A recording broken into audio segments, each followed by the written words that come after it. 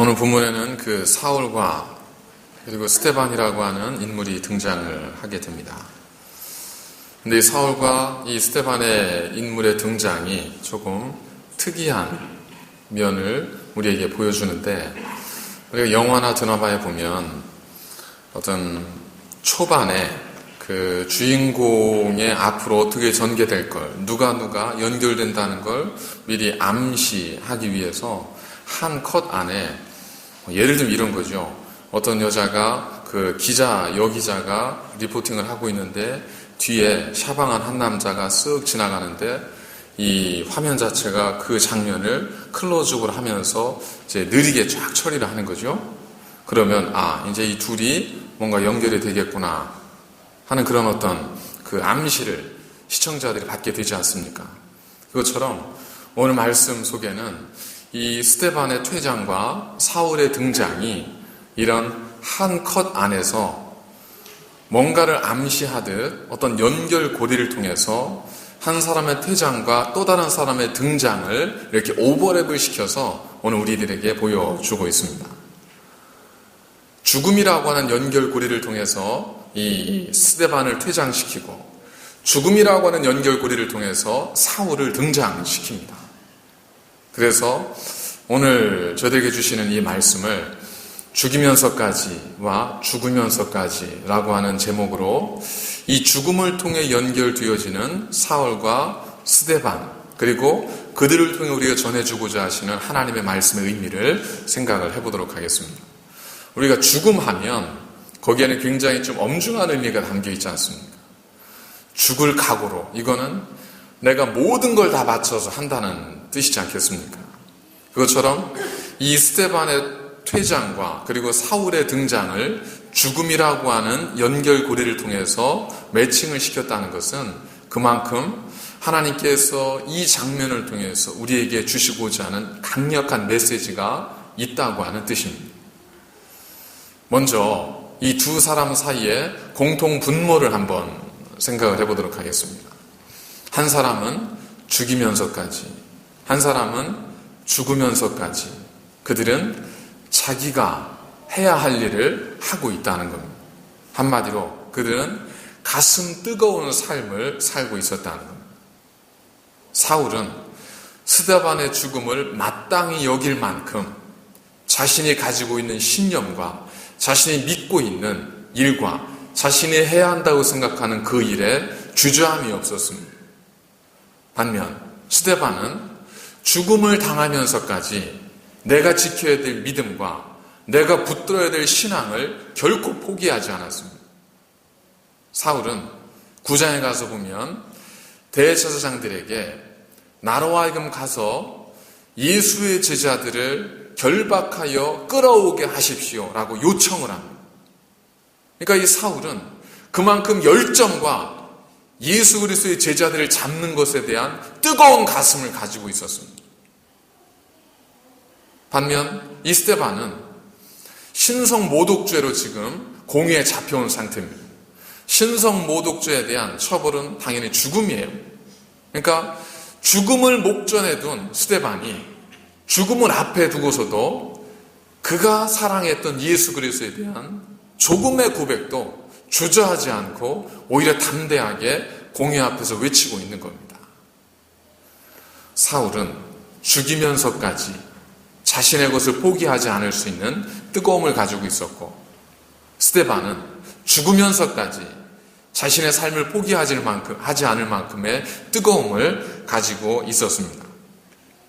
바람의 딸 한비아 씨죠. 바람의 딸라진 한비아 씨가 그 지도 밖으로 행군하라라고 하는 책에서 자기가 케냐와 소말리아 국경에서 긴급 재난구호 활동을 펼치다 만난 한 의사 이야기를 전하고 있습니다. 이 의사는 40대 중반의 케냐 의사입니다. 그런데 이분은 케냐에서 굉장히 유명하고 저명한 의사였었기 때문에 대통령도 그를 만나기 위해서는 기다려야 할 정도로 그렇게 저명한 인사였었습니다.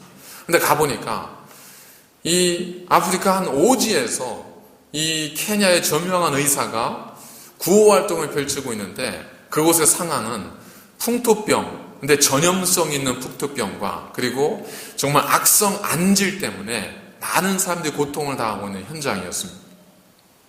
그러니까 전염될 위험도 있고 누구도 알아주지 않는 그곳에서 구호활동을 펼치고 있는 이 의사를 보면서 한비아 씨가 궁금한 마음에 질문을 던졌습니다. 당신은 내가 알기로도 저명한 의사인 걸로 알고 있는데 어떻게 이렇게 아무도 알아주지 않는 곳에 와서 이런 봉사활동을 하십니까?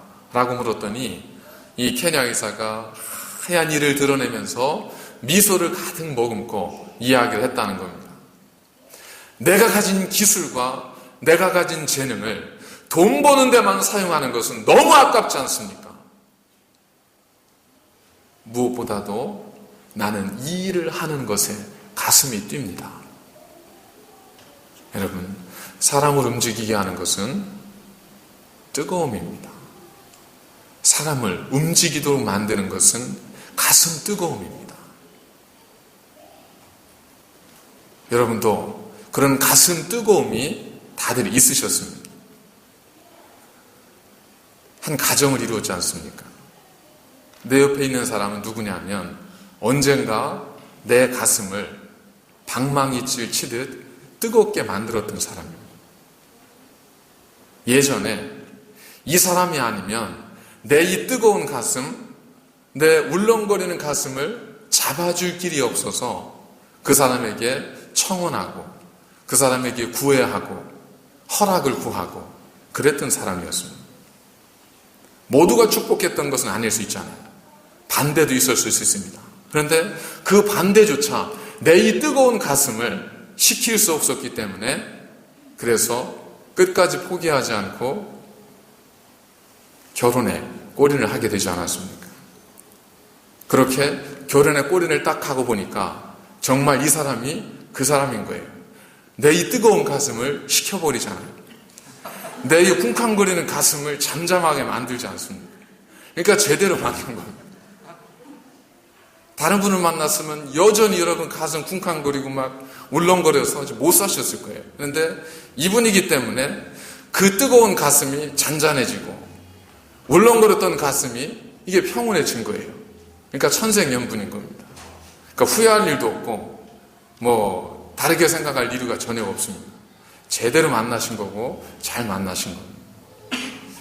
가슴이 뜨거울 때 우리는 움직일 수 있습니다. 가슴 뜨거움으로 우리는 살아갈 수 있습니다. 뜨겁지 않은 가슴을 가진 사람은 사랑할 수 없습니다. 구본영이라고 하는 변화경영연구소를 운영하고 있는 CEO는 가슴이 뛴다는 것의 세 가지 의미를 이야기했습니다. 우리의 가슴이 뛴다는 것은 첫 번째, 당신을 위한 것이라는 것이다. 두 번째, 그 길이 당신이 가장 잘 그리고 쉽게 갈 수 있다는 것을 의미한다.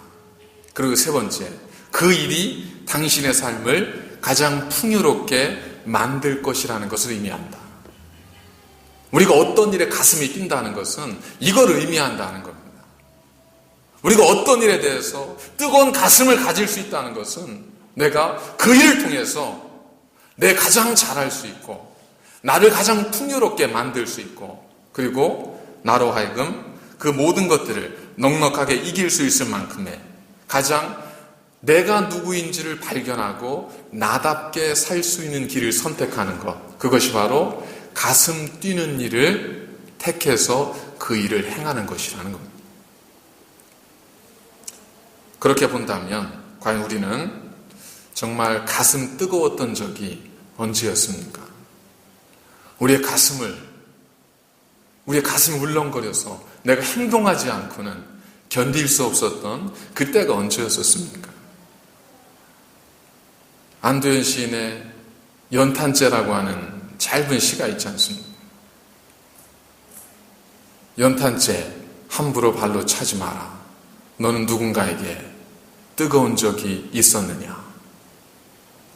연탄재는 비록 사람들의 발에 치이지만 그는 누군가를 위해 뜨겁게 자신의 삶을 불살랐던 존재였고 누군가에게 뜨거움을 전해주었던 사람이었습니다. 그에 비하면 너는 누군가에게 뜨거웠던 적이 한 번이라도 있었는가? 너는 다른 누군가에게 뜨거움을 전한 적이 과연 있었는가?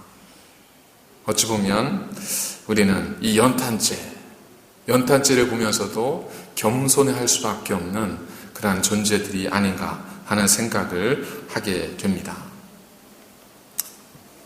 사랑하는 여러분, 하나님은 우리 때문에 가슴 뛰셨습니다.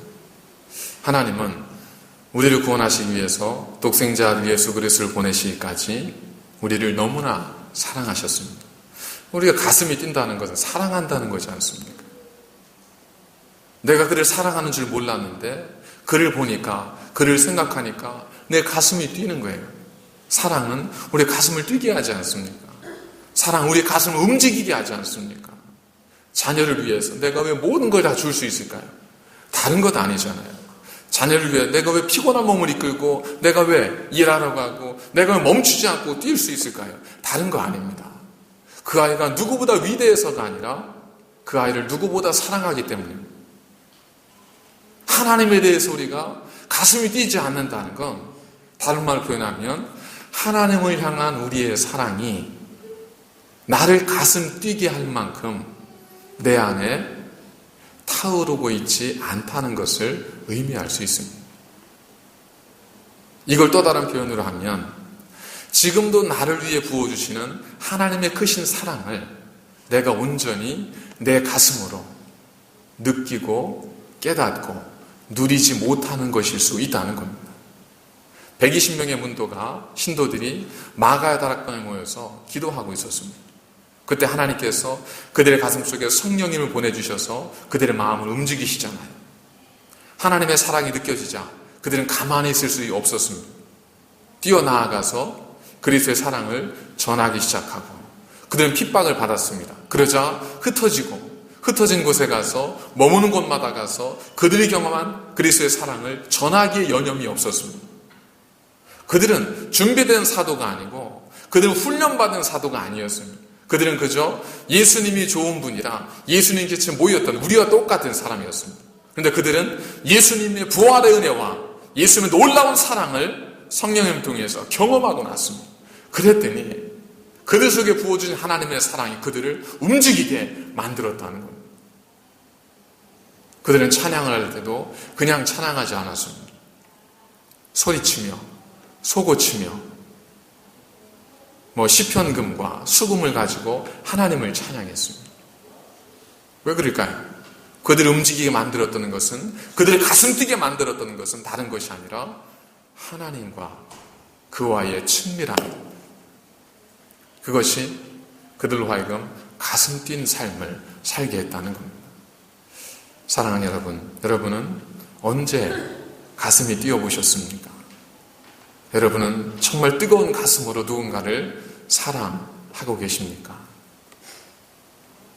스데반처럼, 사울처럼 가슴이 뜨거운 사람이 이 세상의 모든 역사를 만들어갑니다. 그런데 가슴이 뜨겁다는 것과 함께 또 중요한 것이 있습니다. 마치 수레바퀴의 바퀴처럼 가슴만 뜨겁다고 되는 것이 아니라 가슴이 뜨거움과 함께 우리가 기억해야 될 중요한 사실이 있습니다. 무엇이 중헌디? 이거 아세요? 네, 곡성이라는 영화에 나온 대사라고 하더라고요. 무엇이 중헌디? 표준말로 굳이 하자면 도대체 무엇이 중요한가요? 이게 되지 않겠습니까? 무엇이 중헌디? 이 짧은 한마디가 지금 이 시대를 살아가는 우리들에게 던지고 있는 메시지가 뭡니까? 도대체 무엇이 중요한 줄도 모르고 어떻게 그렇게 살아갑니까? 도대체 무엇이 중요한지도 알지 못한 채 어떻게 이렇게 분주할 수 있습니까? 도대체 무엇이 정말로 중요한지도 생각해보지 않은 채 어떻게 그렇게 열심히 살 수 있다고 말할 수 있습니까? 한 수학 교수가 강의실에 들어가서 칠판에 숫자를 적었습니다. 2, 4, 8을 적고 학생들에게 물었습니다. 이 답은 무엇일까요? 그랬더니 학생들이, 어떤 학생은 2, 4, 8, 여러분 답이 뭘까요? 연산이군요. 16. 또 수열에 어떤 또 뭐 이런 거 뭔가 있지 않을까요? 64. 그래서 학생들이 여러 가지 자기 나름의 대답을 했습니다. 그랬더니 수학 교수가 그 얘기를 한참 듣더니 여러분은 왜 나에게 문제가 뭐냐고 질문하지 않습니까? 나는 여러분에게 답을 물었지만 문제는 가르쳐주지 않았습니다. 여러분 중에 한 사람도 문제를 묻는 사람이 없었습니다. 왜 무엇이 문제인지를 묻지 않습니까? 우리는 열심히 삽니다. 바쁘게 살아요. 분주하게 살아요. 최선을 다합니다. 그런데 중요한 것은 무엇이 중요해요? 좀 비슷했죠? 도대체 무엇이 중요하냐고요? 왜 우리는 무엇이 중요한지 묻지 않은 채 마치 내가 지금 최고 중요한 일을 하는 것처럼, 마치 내가 세상에 가장 위대한 일을 하는 것처럼 그렇게 살아가고 있는가? 도대체 왜 우리는 그렇게 바쁘게 사는가? 그것이 정말 우리가 중요한 것을 위해 분주하게 살아가고 있는 것인가? 그걸 묻지 않고 우리는 그저 열심히 분주하게 최선을 다해서 살면 모든 것이 될 것처럼 생각하지만 성경에서 우리에게 늘 강조하는 것은 뭐냐면 너희는 먼저 중요한 것을 먼저 깨달으라는 겁니다. 무엇이 중요한 줄을 알아야 어디로 가야 할 줄 알지 않겠습니까? 사회학자이며 심리학자인 에릭 프롬이 소유냐 존재냐라고 하는 책을 썼지 않습니까? 이 소유냐 존재냐의 책에서 에릭 프롬이 현대사회에 던지는 질문을 간단하게 요약하면 이겁니다. 왜 지금 우리의 사회가 이처럼 비인간화되어져 가고 있는가? 왜 이처럼 메말라져 가고 있는가? 그 원인을 에릭 프롬은 어디에 찾냐 하면 바로 특이하게 우리의 언어 사용에서 찾고 있는데 명사적 형태의 언어 사용에 익숙해지는 것에서 인간, 우리 사회의 그 비인간화의 원인을 찾고 있습니다. 무슨 얘기냐면 명사형이라는 것은 어떤 것을 이렇게 하나의 단어와 개념으로 딱 만들어 버리는 거지 않습니까? 예를 들면 내가 괴로워요, 그죠? 내가 괴로운데 이걸 가리켜서 우리는 괴로움이라는 명사로 딱 만들어 버려요. 그래서 어떻게 하냐면 나에게는 큰 괴로움이 있습니다. 이렇게 표현한다고요. 나에게는 문제가 있습니다. 이렇게 표현한다고요. 여러분, 세상에 괴로움이 존재해요? 문제가 존재해요? 예를 들어 어떤 분이 물에 들어가는 것이 너무 자기는 두려운 거예요. 그래서 물에다가 들어가는 게 자기는 괴로움이에요. 자기는 물에 들어가는 것이 두려움이에요. 자기는 물에 들어가는 게 불쾌한 일이에요. 그래서 이 사람에게는 물에 들어가는 것, 그것이 괴로움이에요. 하지만 어떤 사람에게 물에 들어가는 것은 기쁨일 수 있고 즐거움일 수 있고 행복함일 수 있지 않겠습니까? 괴로움 자체는 존재하지 않는 거예요. 존재하는 건 뭐예요? 괴로움을 느끼고 있는 내가 있는 겁니다. 괴로워하는 나, 실존적 존재로서 내가 있는 것이지 어떤 것이 항상 내가 소유할 수 있는 것으로 존재하는 것이 아니라는 겁니다. 이 세상의 모든 것은 마찬가지입니다. 마치 우리는 모든 것을 내가 소유할 수 있다고 생각을 해요. 기쁨. 내 기쁨도 어떻게 생각하냐면 돈을 벌면 기쁨도 얻을 수 있다. 행복. 내가 성공하면 행복도 얻을 수 있다. 다 무슨 개념? 소유의 개념이에요. 소유의 개념. 그러나 에릭 프롬이 하는 얘기는 뭐냐면 기쁨, 행복, 이 비물질적인 것이나 물질적인 것까지도 모든 것들은 소유의 개념이 아니라 존재의 개념으로 바라봐야 한다는 겁니다. 기뻐하는 내가 있는 거고 행복해하는 내가 있는 거지 기쁨이 있고 슬픔이 있어서 그래서 그것 때문에 그것이 존재하는 것이 아니라는 겁니다. 우리가 소유할 수 있는 어떤 것이 아니라 그걸 누리고 있는, 그걸 느끼고 있는 나만이 이 땅에는 존재한다는 겁니다. 소유의 개념으로 살 것이 아니라 존재의 개념으로 살아야 된다는 겁니다. 한국 사람들이 집을 렌트해 살면서 가장 못하는 것 중에 하나가 뭐냐면 잔디 깎고 정원 관리하고 특별히 더 어려운 것은 거기다 과일나무 심는 겁니다. 왜 그럴까요? 저도 누누이 그런 얘기를 해봤었지만 내 게 아닌 거예요. 내 집이 아닌 거예요. 자, 한번 생각해 보세요. 과일나무가 있습니다. 과일을 따먹으면 맛있어요. 그죠? 좋아요. 나는 언제 얼마든 나를 좋고 기분 좋게 만들 수 있어요. 내가 안 해요. 왜 그래요? 왜 그걸 안 만들어요? 내 게 아니기 때문에. 심어놓으면 내 게 아니에요. 이건 집주인 거지. 그러니까 그 기쁨을 안 만들어요. 모든 걸 소유의 개념으로 생각을 해요. 그러다 보니까 얼마든 지금 내 기뻐할 수 있고 행복해할 수 있고 즐거워할 수 있는데 안 해요. 소유냐 존재냐 우리는 선택해야 됩니다. 존재론적 의미의 삶을 살아야 되지 않겠습니까? 나중에 이것이 누구 다른 사람의 것이 되어도 내가 지금 그것을 통해서 기뻐할 수 있고 행복해할 수 있다면 할 수도 있는 거잖아요. 그리고 또 누군가가 내 그 모습을 통해 내 행동을 통해서 기쁨을 또 누릴 수 있다면 우리는 얼마든지 할 수 있는 가치가 있는 것이지 않습니까? 이런 의미로 살아야 되는데 우리가 자꾸 소유의 의미로 산다는 거예요. 내 거니까 되고 다른 사람 거니까 안 되는 거예요. 내 집은 아끼는데 공동체의 건물은 아끼지 않아요. 왜 그래요? 내 게 아니니까 그래요. 자, 소유의 개념에서 존재의 개념을 바뀌면 뭐예요? 교회를 예를 들겠습니다. 내 집은 내 거라고 하는 또 어떤 개념이 서요. 근데 교회는 내 거보다는 우리 거라는 개념이 있지 않습니까? 근데 교회는 우리 거가 됐든 내 거가 됐든 내가 지금 사는 곳이잖아요. 교회 쓰레기가 떨어져 있으면 내 눈에도 보기 안 좋은 거잖아요. 교회가 냄새가 나면 내 코에도 안 좋은 거잖아요. 근데 그걸 안 해요. 왜?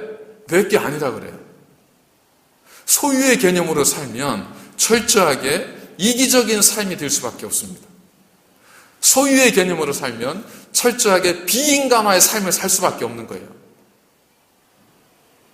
지금 세계가 우려하고 있는 것이 바로 엊그제 있었던 미국 대통령의 취임식입니다. 이제는 동맹과 협력의 의미가 사라지고 자국보, 자국우선이 미국의 기조가 지금 바뀌어가고 있습니다. 리더 하나 때문에. 결코 그 안에 함께 살아가는 세상 속에 인간의 애가 나누어질 수